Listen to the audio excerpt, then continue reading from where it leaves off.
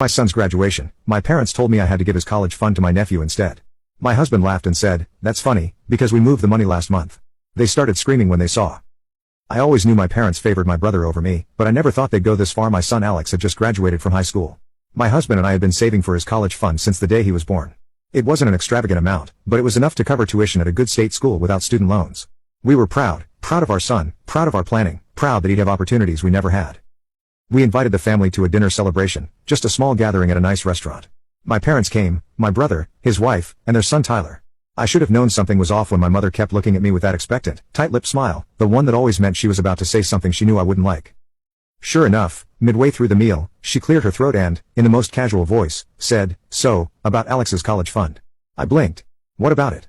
She took a sip of wine. "Well, your brother and his family have been struggling, you know, and Tyler's going to need a college fund too." I felt my stomach turn cold. My brother and his wife made bad financial decisions constantly, new cars, luxury vacations, and home renovations they couldn't afford. Meanwhile, we had lived modestly, choosing to save instead.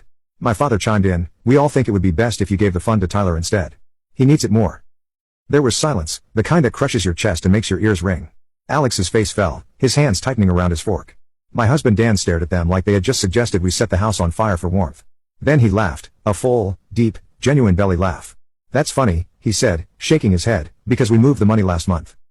My parents' smiles faltered. "What?" My mother snapped. Dan turned to me, grinning.